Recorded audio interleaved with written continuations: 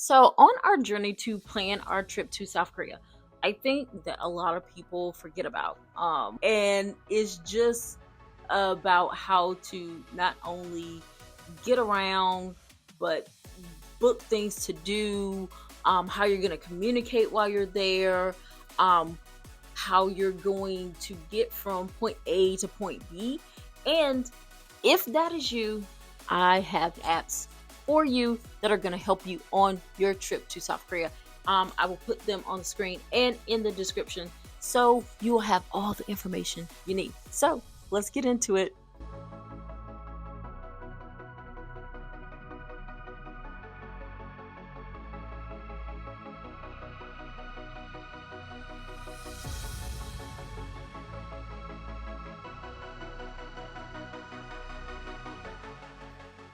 Number one is Papago. I think everybody who goes to South Korea should take the time to learn a little bit like basic phrases. 안녕하세요, 감사합니다, 네, 안녕, just basic stuff. But if you're not gonna do that, or if you don't have time to do that, or honestly, if you're going to be staying someone that's not a very touristy place, you're gonna need Papago in order to communicate with people. Um, Papago is probably the only reason we were able to eat well when we were in South Korea, because every time we went somewhere, we used Papago to translate menus because we didn't stay in the heart of Seoul, but also to just talk with people and find out information. So Papago is like gonna be one of your number one things. Get used to using it. All of the apps that are going to be on this list, make sure you download them before you go to South Korea and play with them a little bit so you know how to use them when you get there. The next app is Naver Map. Google Maps is trash in South Korea. Just the long short of it. So make sure you have Naver Map, and it is really great. We use this even when we were traveling on the subway. We didn't do that many times, but when we were just walking around um, in the neighborhood that we were staying in, this helped us get to the convenience stores. We used this when we went. There was a tourist attraction that was close by some mountain. I can't remember the name of the mountain but I'll show you pictures. Naver Map is how we were able to get around. And it's very easy to use. Number three on the list is Trazy. Trazy is an app where you can buy different experiences. So, like, if you want to learn how to do K-pop choreography, if you want to go to filming locations of K-dramas, if you want to go to concerts or different festivals, you can buy your tickets on Trazy. Now, the really great thing about this is, like, in South Korea, everything works with someone's phone number. So, of course, you're not a South Korean citizen, so you don't have a phone number. And if you want to buy things like these different experiences while you're there, it can be challenging. So, Trazy is going to be a really great place to go. They have things that are at all price levels. There are a couple other places that you can go, but I found that Trazy is one of the easier apps to use. Next up is Nomad. Now, Nomad is have your Wi-Fi and be able to make calls and stuff like that. There are a lot of apps like Airlo now that allow you to have internet access and service while you're in a foreign country. Now, like I said, Nomad is not the only one. There's a bazillion now, but also there are some providers like Mint Mobile that do have a plan if you're in a different country. So if you're using something like Mint Mobile, I would check out what their prices are um, while you're traveling, and compare them to sites like or apps like Nomad or Airlo. The thing with this is you 100% absolutely have to download this before you get on your plane to go. I would make sure that I downloaded it at least 48 hours and bought my plan before I left. Because if you actually, you might want to do it before that. Quick story time. While we were in South Korea, we were going through customs and all that great stuff.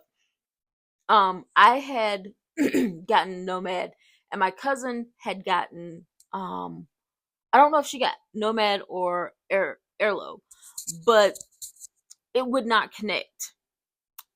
And we ended up finding out that her cell phone, even though she bought an unlocked cell phone, a couple of weeks before our trip, the phone was actually not unlocked. And this is one of the reasons why you should get it as soon as possible to find out if your phone is not unlocked. Um, if you are with Verizon or someone like that, you want to make sure that you call them and let them know that you are going on a trip out of the country so that they can unlock your phone, so you'll be able to use Nomad, Airlo, and all these other apps, because a lot of them do not work if your phone is locked. And that is super important to know, because if you get to a foreign country and you don't have internet access, you will not be able to do anything. Now, one of the really cool things about Trazy is they do have these Wi-Fi eggs. Um, and if you're staying in an Airbnb or hotel, you can ask them about helping you get a Wi-Fi egg. And it's just a little thing that's about this big that you can carry around with you, and you can have Wi-Fi for your phone. My next app.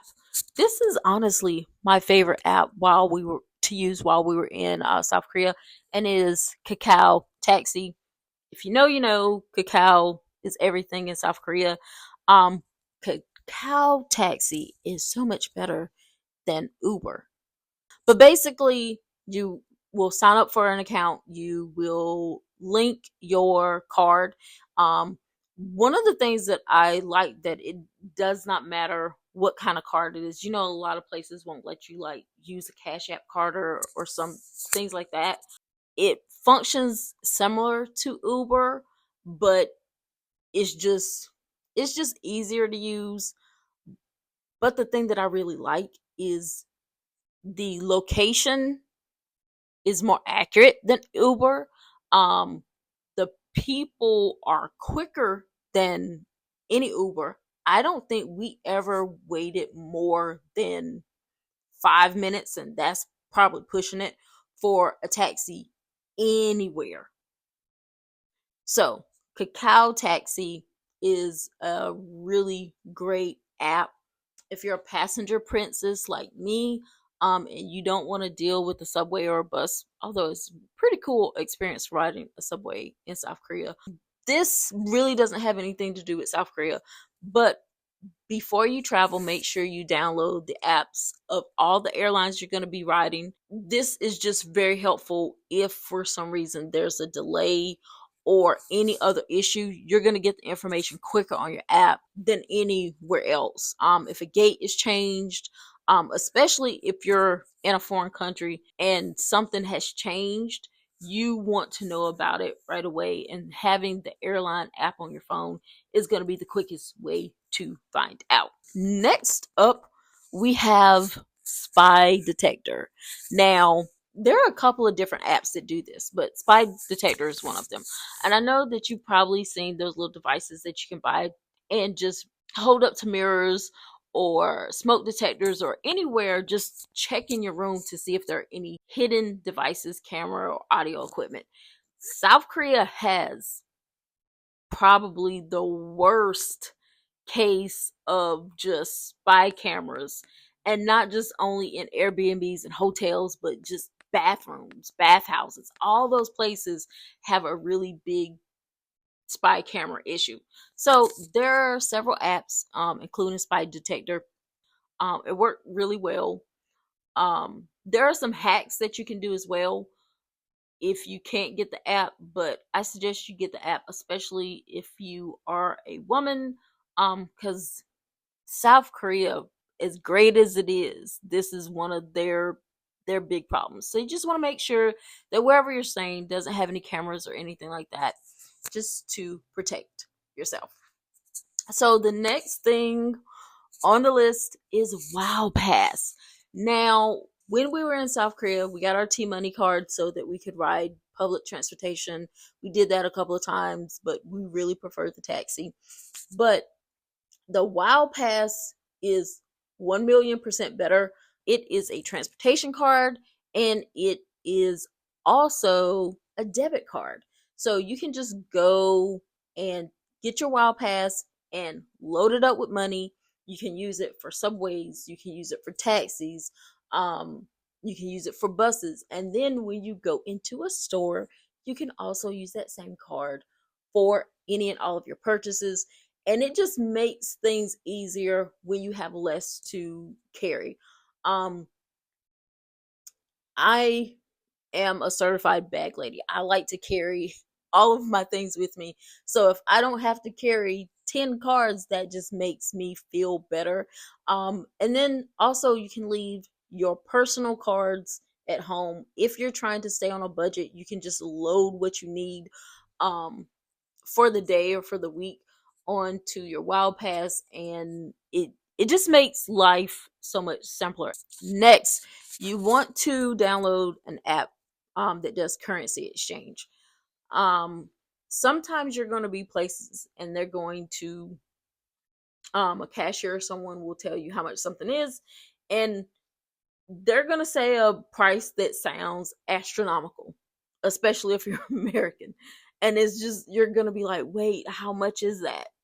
You can just put it in your currency app, and then you're going to realize that, oh, that's only 15 bucks. So make sure you download the currency app, and if you have anxiety, this is going to be something that just makes you feel a little bit better, because when people say 1400 won, like, you have no concept of what that means. You put it in your currency app, and it tells you exactly what it is, and you can feel assured that you're not going over budget on anything. Next up is Kakao Talk. We talked about Kakao Taxi. Now we're talking about Kakao Talk. This is the premier messaging app in South Korea. A lot of businesses will use Kakao Talk. If you meet somebody, you can give them your cacao and you can talk that way. Then there is Shuttle, and this is a food service app. So if you are, staying in an Airbnb and you're like, oh my goodness, there was a place that I wanted to go to, but I don't feel like leaving out, you can use Shuttle, or our next app, Coupang Eats, and you can order food without having a Korean number. So this is really awesome because, like I said before, everything in South Korea is done with your phone number. So you can, order some chicken and some beer or whatever else your heart desires, and not have to go anywhere. Although convenience stores are great, so make sure you go to a convenience store while you're in South Korea. Next up is Visit Korea, and just like it says, it helps you find out all the things that you want to do while you're visiting Korea. And this app can essentially help you plan your trip. I didn't put it as number one, because you can plan your trip without this app. But if there are other things that you're having trouble finding, or if you just want to explore different places, Visit Korea app is going to be a really great app to help you find maybe other clinics or maybe other areas of South Korea to explore. I hope you get all of these apps. Again, they're going to be listed in the description below. Make sure you download these well in advance of your trip. So if anything's not working, especially something like Nomad, you can figure out why. And I hope you have an excellent trip to South Korea. I'll see you guys in the next one. Don't forget to like and subscribe. Bye bye.